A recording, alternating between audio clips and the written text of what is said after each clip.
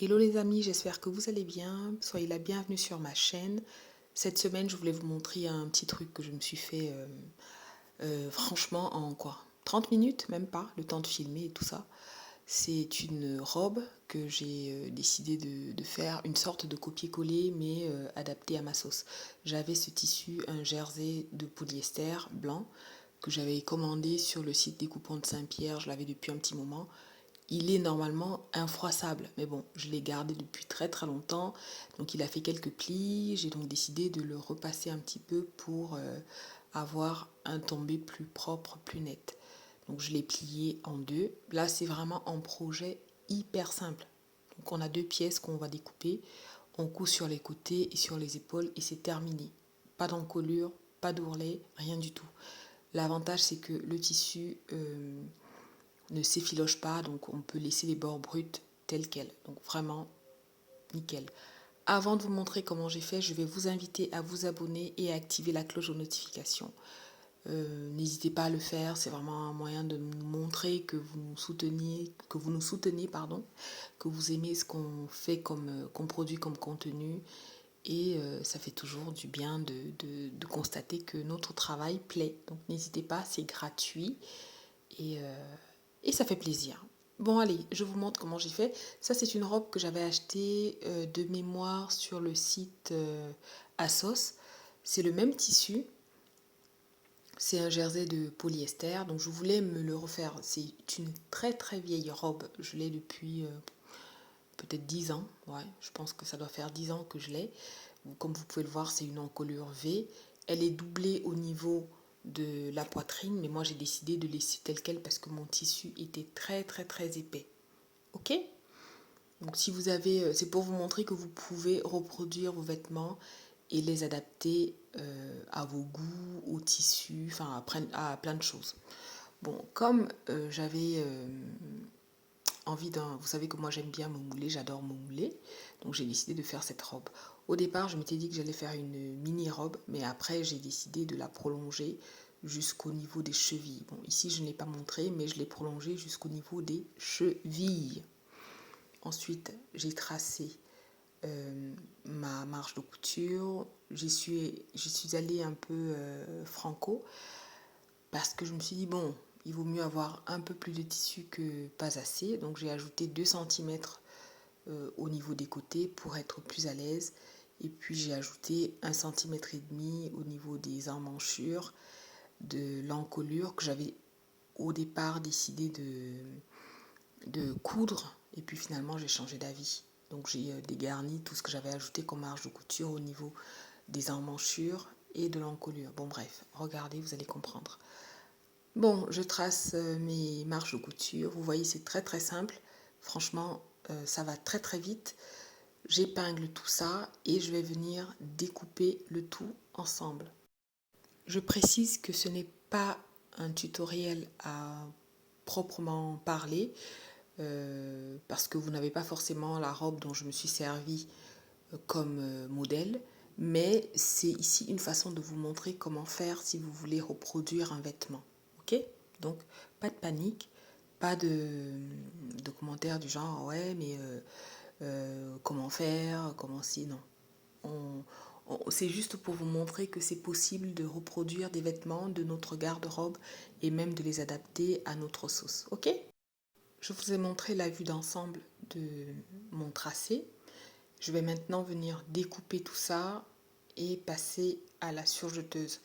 Si vous n'avez pas de surjeteuse, pas de panique, vous pouvez coudre à la machine à coudre directement, soit au point zigzag, soit au point, non, au point, non, pas au point zigzag, oui, au point zigzag, pardon, soit au point de surjet ou au point droit, tout simplement. Donc là, l'avantage, comme vous pouvez le voir, c'est que le tissu ne s'effiloche pas du tout.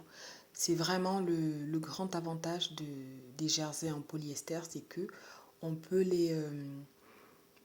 comment dire ça, les coudre et laisser les bords bruts comme ça. Franchement, c'est top. Alors, ce n'est pas naturel, hein, c'est du polyester. Mais bon, quand on aime les projets très très moulants comme moi, ben, on n'hésite pas trop, quoi. J'ai fait une première couture la machine au point droit finalement. Et après essayage, je me suis rendu compte que j'avais un peu trop de tissu au niveau des aisselles, donc sous les bras, et que j'avais vu un peu large au niveau de, de la largeur de mon vêtement. Donc j'ai décidé de repasser cette fois-ci à la surjeteuse puisque j'étais quasiment sûre, non pas quasiment, j'étais sûre du rendu et des dimensions nécessaires.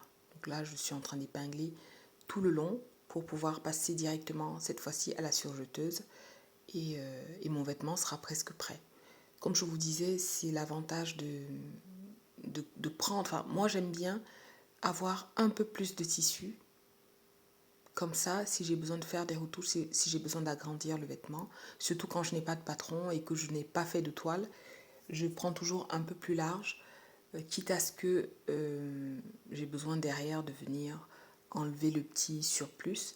Et parfois, pour vous dire la vérité, je n'ai même pas besoin d'enlever le surplus. Donc vraiment, en tout cas, c'est ma philosophie. Moi, je me dis, il vaut mieux toujours, comme je dis toujours, on peut diminuer, mais augmenter, ça peut être compliqué. Ok, bon, je passe tout ça à la surjeteuse en enlevant bien sûr les épingles, parce qu'on tient notre petite surjeteuse. On finit et franchement, le projet est quasiment prêt. On coud les deux côtés, on coud les épaules et le projet, autant vous dire que, enfin, plus facile que ça n'existe pas, quoi.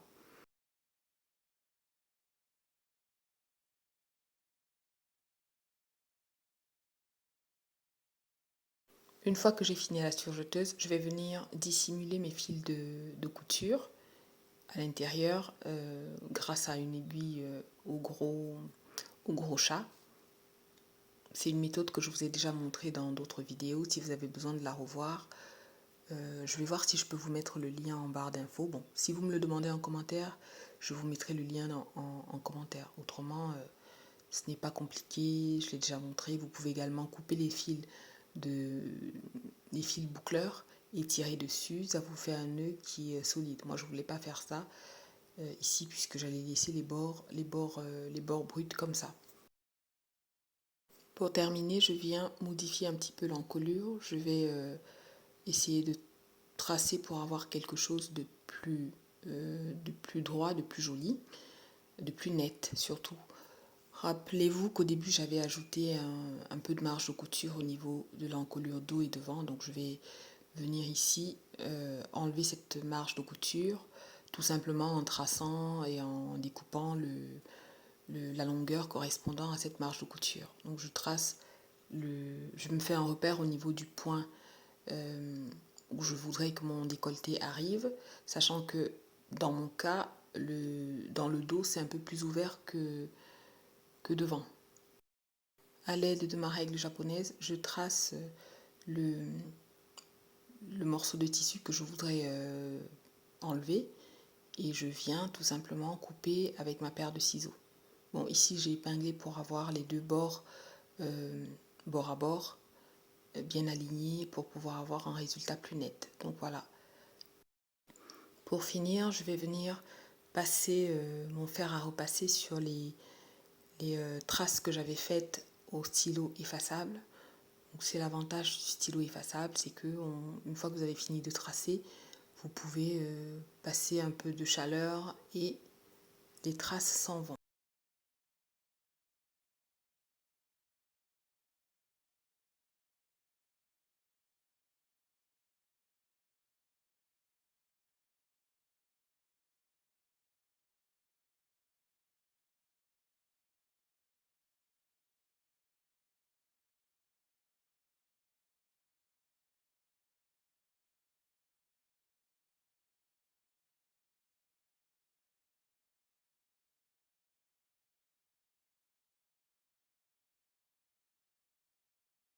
Cette fois, mon vêtement est réellement terminé. Je vais le retourner, vous montrer le résultat porté, bien sûr. Mais avant cela, je vais vous inviter à vous abonner si ce n'est toujours pas fait, à laisser un petit commentaire pour me donner votre avis et à activer la cloche de notification pour ne pas manquer mes prochaines publications. Ok? Allez, je vous embrasse très très fort et je vous dis à bientôt pour de nouvelles créations.